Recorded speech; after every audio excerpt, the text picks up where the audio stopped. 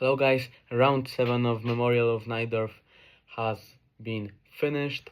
I was playing as black against Agata Binkowska, who was playing white, and let me show you how the game went. e4, e6, French defense today, yes. And before the game I spoke with my friend, he said, "Oh, French defense, so we're gonna be playing for a draw." I said, "What? Why?"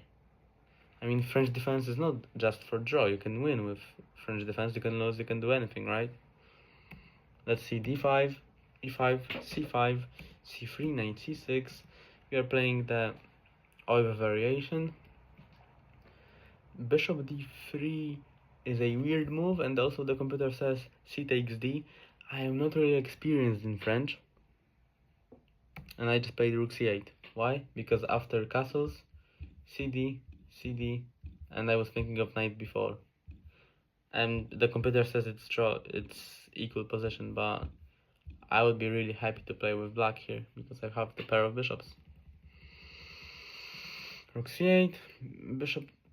This is another move. When she played d takes, I thought, what? Who plays this? But this is not bad actually, which is just shocking to me. I mean, she is getting rid of the pawn in the center, developing my bishop, castles, knight g7, bishop g5.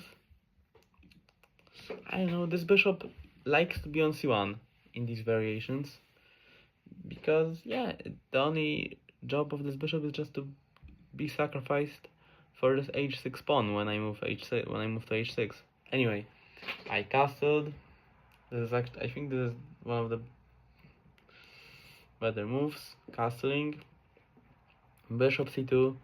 What happens after queen c7? Well, there are some. Before. Let's see, bishop b6, and yeah, they still saying that queen d3 isn't good, but I just want to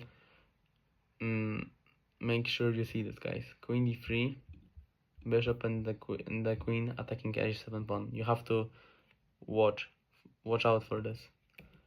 Queen. So I castled bishop c2, f6, because I'm fighting for the center. What's the most important thing during the opening and really always? What's the most important part of the chessboard? The center. I mean, the center of everything is the most important because it's the center. ef, gf, bishop h6, rook f7. This rook is kind of clumsy here, but it defends very important square. h7, knight h5, queen h5, queen g8. And yeah, some people are gonna scream, "Oh my gosh, your king is weak because 4 pieces are attacking the king," but there's nothing my opponent can do. Plus, it might turn out that I will be the one attacking the king, white's king. Knight d2, e5, getting the control over the center. It just looks nice. Here, knight b3, and yes, I found bishop g4. Oh no, and you guys are gonna say this queen doesn't have anywhere to go. No, because we have knight g6, hg, queen g4, and I would play bishop b6 to be honest. So you have to, guys, watch out and always consider that maybe the queen doesn't have moves, but we have knight g6 and then taking the bishop. Anyway, e5, I played bishop b6, just going backwards. I'm really happy because look, this knight went away from the main area of the game, whereas my bishop hasn't changed the position really, just moved backwards, is now defended by a pawn, and still looking and x-raying on the white king. Bishop d1, weird move, and here I was so angry at myself during the game. I played knight d6 and she played knight f5. I just didn't see that she has knight f5. I was only considering knight f3, and I wanted to play e5, and I was considering knight takes g, and I wanted to take with the queen. So you guys can see that I'm not playing as the computer says. Bishop b6, knight g6, bishop f5, queen f5, knight c7, and here white is better, and I felt it during the game. I was so angry. But my opponent spent 25 minutes thinking what move to play, and she played g4. I'm like, what? g3 was the best. There was nothing. Rook h4, g8, knight f4. Yes, we are attacking the king with the queen and attacking the queen with the knight, but queen g3, and we are rook down.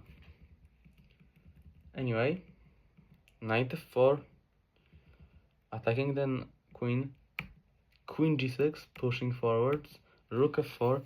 Look how good this bishop is now. I just love it.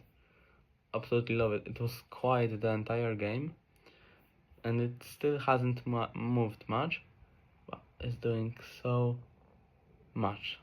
It's crazy.